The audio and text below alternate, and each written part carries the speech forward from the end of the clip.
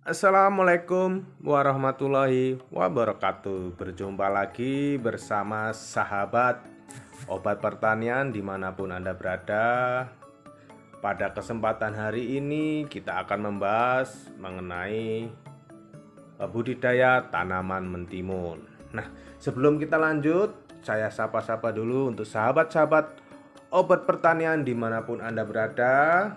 Saya doakan Anda sehat, keluarga sehat, dan rezekinya tambah banyak dan melimpah. Serta saya juga didoakan rezekinya banyak dan melimpah juga. Nah, sebelum kita lanjut dalam video mengenai budidaya mentimun dan hama yang sering kita jumpai dalam budidaya ini, yang baru menemukan channel obat pertanian, silakan tekan tombol subscribe dan jangan lupa bunyikan notifnya agar obat pertanian upload video terbaru Anda tidak ketinggalan videonya.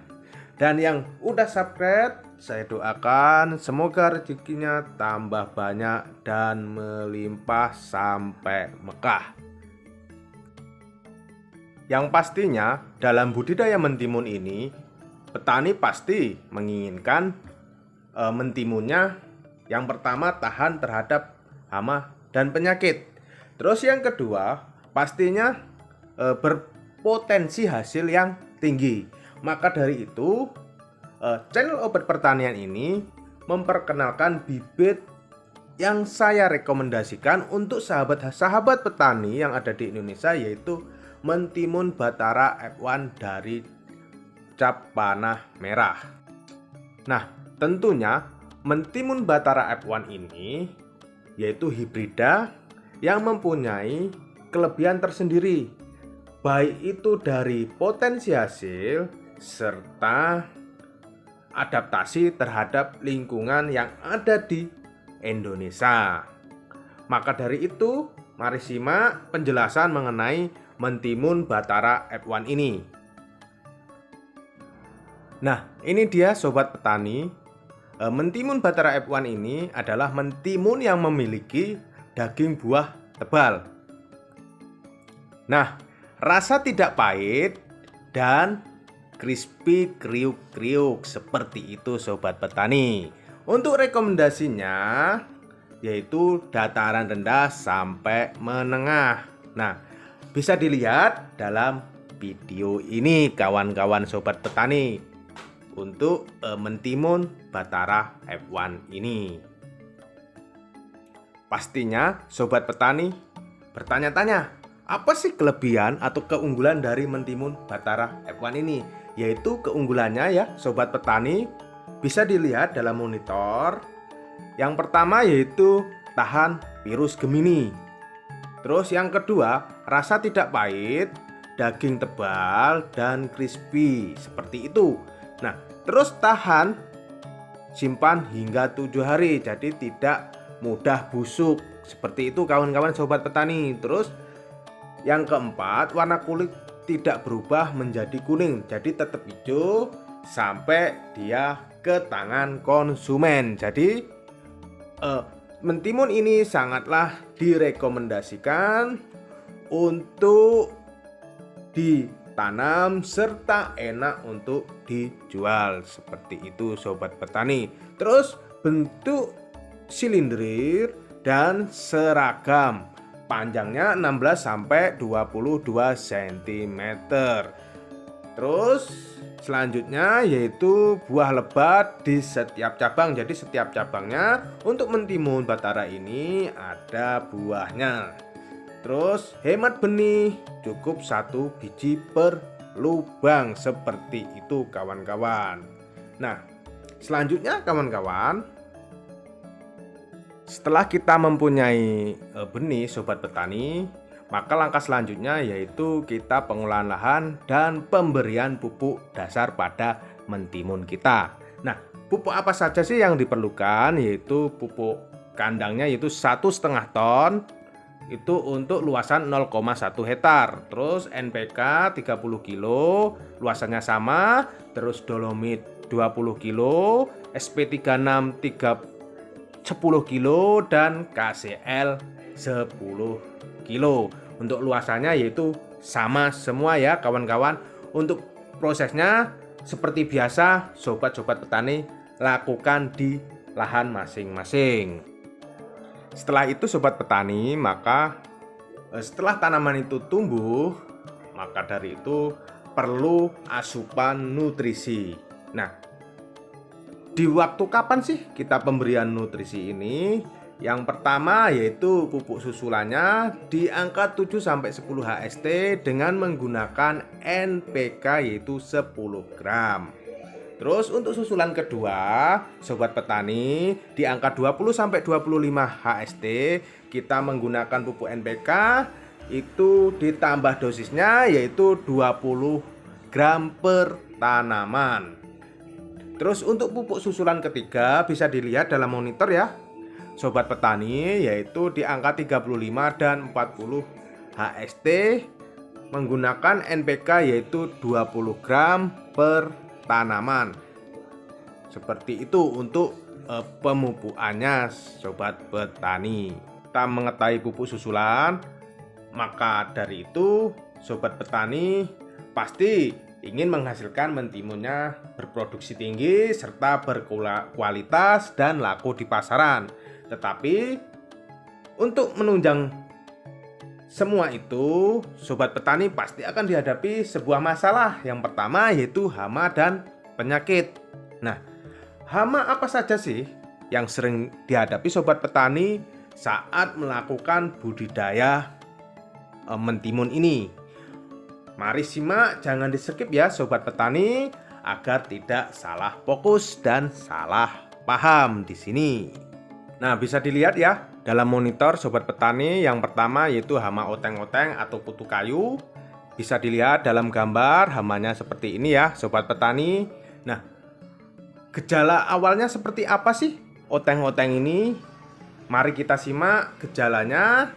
Yaitu untuk gejala awal dari oteng-oteng ini bisa dilihat dalam video, yaitu hama oteng-oteng menyerang tanaman sejak terbentuknya larva yang menyerang akar tanaman hingga tanaman menjadi layu dan mati.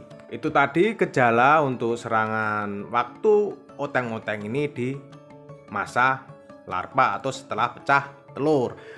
Selanjutnya untuk gejala oteng-oteng ini di waktu dewasa yaitu akan memakan daun dan hanya menyisakan tulang daun saja. Seperti itu kawan-kawan untuk serangan oteng-oteng tersebut.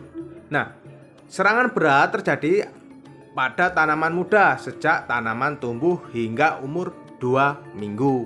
Seperti itu kawan-kawan sobat petani. Hama oteng-oteng ini berkembang biak dengan cara bertelur. Terus sobat petani, untuk pengendalian hama oteng-oteng ini bisa disimak ya sobat petani. Yang pertama bisa menaburkan nematisida pada pangkal batang segera setelah tanaman terlihat tumbuh. Terus yang kedua bisa memungut oteng-oteng secara manual dan memasukkannya. Tetapi itu sangat berat ya sobat petani. Masa kita harus memungutin satu-satu? Kapan selesainya ya sobat petani? Yang ketiga, ini sangatlah mudah ya sobat petani. Biasa sobat petani lakukan yaitu dengan penyemprotan insektisida, yaitu dengan menggunakan insektisida yaitu yang pertama Regen, kedua Kurakron, yang ketiga Dusban, yang keempat Matador. Selanjutnya langkah keempat yaitu penyemprotan dilakukan pada saat hama oteng-oteng aktif yaitu pada pagi dan sore hari. Nah, untuk penyemprotannya jadi kesimpulannya yaitu di pagi dan sore hari. Selanjutnya yang kelima yaitu sobat petani bisa lakukan yaitu penaburan nematisida sebaiknya hanya dilakukan pada saat tanaman baru tumbuh hingga tanaman berusia 10 HST. Karena nematisida ini bersifat sistemik yang dapat diserap oleh akar dan masuk ke seluruh jaringan tanaman. Seperti itu ya sobat petani. Nematisida itu ya seperti poradan. Seperti itu sobat petani. Nah, seperti itu ya sobat petani, cara pengendalian hama oteng-oteng. Selanjutnya yaitu cara pengendalian penggorok daun.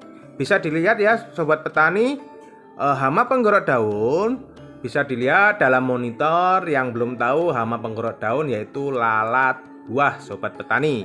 Nah, bagaimana sih gejala awal timbulnya hama penggorok daun ini ya sobat petani? Bisa disimak dalam video ini sobat petani, yaitu yang pertama yaitu gejalanya menyerang daun, namun bisa juga menyerang batang, muda dan buah.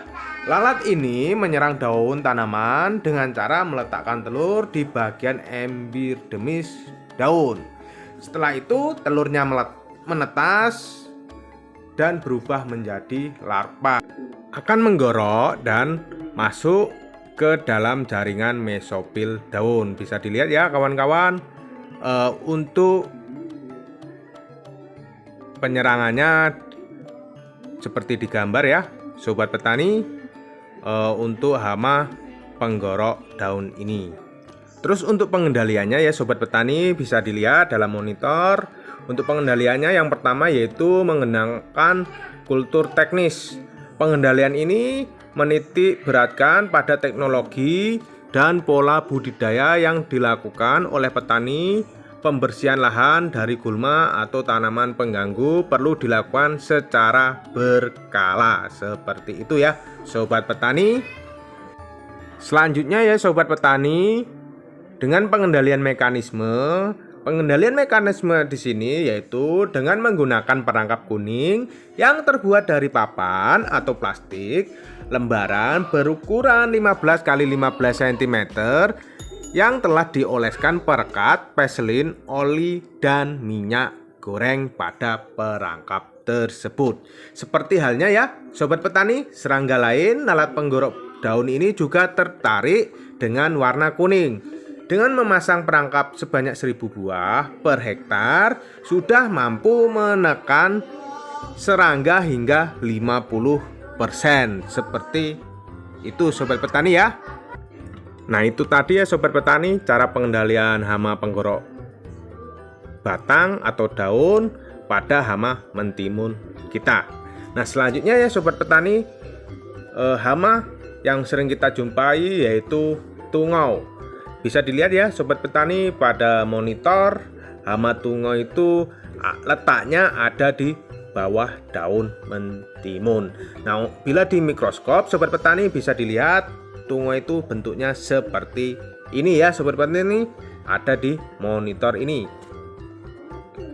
Gejala dari hama tungau ini yaitu ya sobat petani bisa disimak dalam video ini ya sobat petani.